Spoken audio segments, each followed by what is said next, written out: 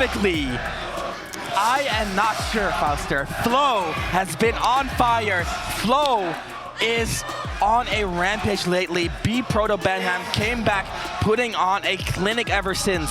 Gluto has beaten Flo 31 times. That's a lot. That's a lot. But still, Flo got some victory here and there. They've been playing together since Smash 4 in some cave, in some bars to improve during Weird Weekly back in the day. So they definitely know each other a lot. And you can tell. Shot. Look at how Gluto starts strongly. But Flo, getting back from Japan, making such a wonderful run, definitely have kind of a declick, something in his head, you know. But oh la la, Gluto. Fauster, are you seeing what I'm seeing? Just absolute destruction. Gluto just walking around on the ground. He's not even scared. No, the thing is, like, it's the toughest opponent for Flo in the World Top 8 because he got such a huge mental advantage. You know, when you've never beaten someone, it definitely gets into your head even before going into the match. So that's a lot for Flo to overcome. Another hunting Gluto just brimming with confidence. He knows I've beaten this guy time and time again. It's not even close. I can dominate him. And as has been said time and time again on every podcast, but especially Twig Talk shoutouts, Gluto with confidence is the best player in the world. And right now, that's true. He is overflowing with confidence. I mean, wait, you see that? He just jumps out. He does not care, Fauster. Oh, and the thing is, like, he should care a little bit. The thing is, like, Gluto, to get into top 8, had to beat Past Mage, for instance, Tariq also. Thing is, like, his worst enemy were NKLeot and... Well, NKLeot. They're both in losers. Flo, he know him pretty damn well. Stisky, he won a lot of games against him. So if there is a moment in all the UFA history where Glutonny can take it, basically, it is now. And he's definitely building his own confidence to take the tournament and go straight up to win a final. Yeah, and letting that wall rip without a proper setup just shows he says, I do not need it. I do not need it, and it's proven so far. Flo finding a bit of his footing in the second half of this game. Look at the percentages, right? He's evening it back up. He has a KO, but this should not come to fruition. Gluto closing it out solidly in game number 1. Yeah, now is the time for Flo to, you know, like, put his punch on the table, basically. You know, like, make a point, make a statement. Let him know that he's not the Flo from the weekly. He's not the Flo that he faces so many times ago. He needs to make a statement. He needs to put that tiny idea into the head of Glutonny that he might lose. Exactly. It starts with a spark. Exactly. And that ignites into the fire that Flo needs to make this victory happen. He's going to stick to his Roy. Because you talked about it earlier, but Flo definitely got the Toon League also. Is working on it since a couple of months, if not much. And used to be a Toon League player in Smash 4 too. Very true. He used it earlier into the tournament. It seems not now against Glutonny. Not now against Gluto, but definitely seeing Flo establish a lot of pressure here at the ledge. Look at the way he's respecting Gluto. Very nice, very sharp. Gluto forced the adders back to ledge, and Flo just kind of getting these small hits. But once Gluto gets in, the damage he does seems insurmountable, and that really is the struggle here. You can get these small hits, you can get these straight hits, but look at the parry, look at the reward when Gluto finally gets his paws on you. It's just so hard to deal with. Yeah, that's big. That's definitely big. I mean, like, Roy cannot get those. Wait. And I said pause for a reason, Fauster. He's a monster. He's a beast. And right now, that beast has only one instinct: domination. Oh yeah, for sure.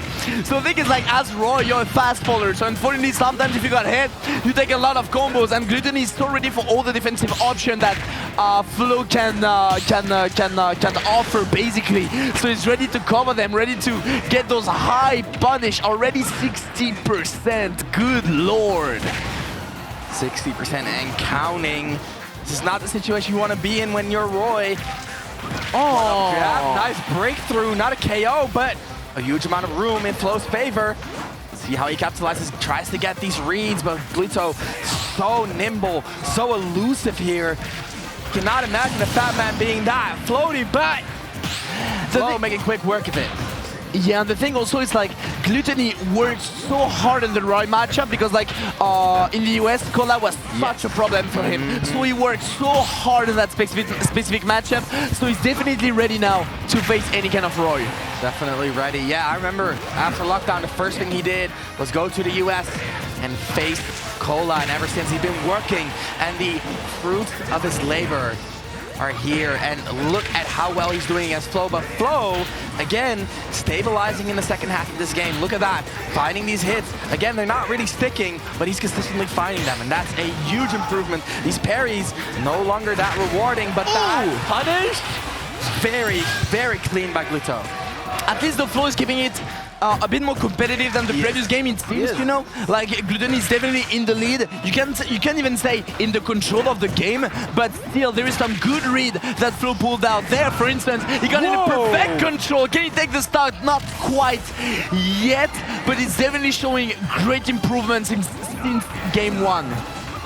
And this is not a game in which Gluto can just throw the waft out of the window. Gotta make use of it. Flo establishing a lot of threat here at the center of the stage. Baits Gluto in, but misses the turnaround, and Gluto making great use of that. 26 already. A little bit of extra credit here as death is nearing. Flo setting up so much pressure, looking for that big final hit. The small ones along the way are nice, but it's not gonna cut it against a player like Gluto. You have to be decisive. Like you mentioned, Fauster, he has to make a statement here, and this is the moment to make it. Yeah. And for if you double jump a bit too much, he can catch you on your landing, and you know how he can be dangerous. Ooh, he was ready for it, but the shield from Flo was good, but normal double jump, and he's too far away, too over Glutonny.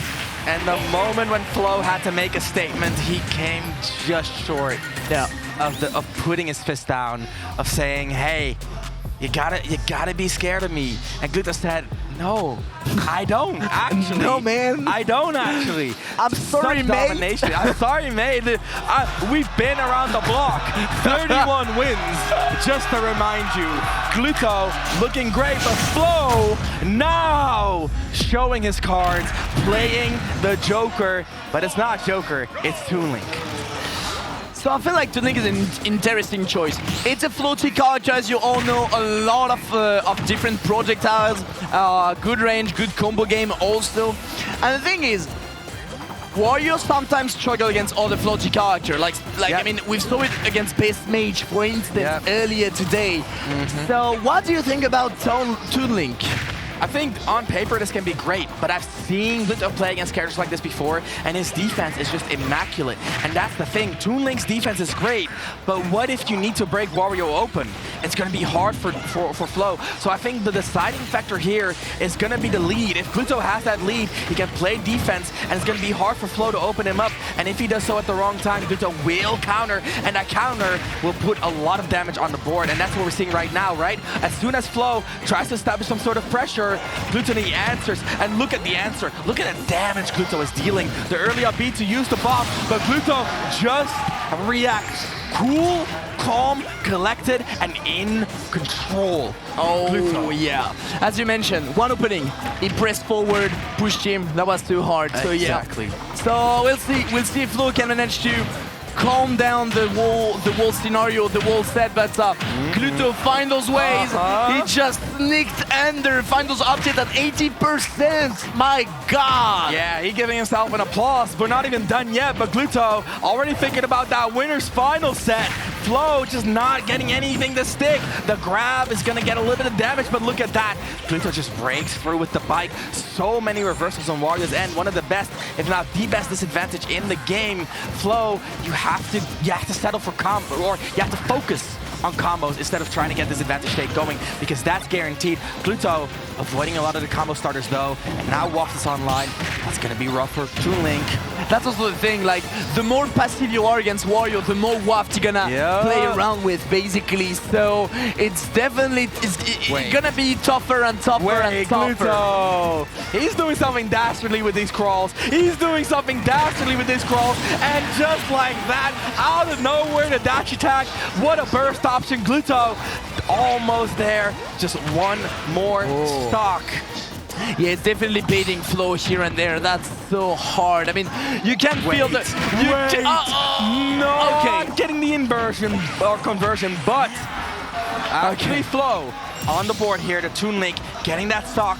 Again, Fausto, we said it before, it starts with a spark. It starts with a spark, but can he ignite it? That's the question now. I mean, there's a full waft to ignite, so maybe he can use it as a fuel, but right now, Gluto is ready, going for the offensive, finding the special throw, pushing him off stage, clapping again and again, not letting him land, biting him again. That seems so hard for Flo. Flo definitely on the back foot here.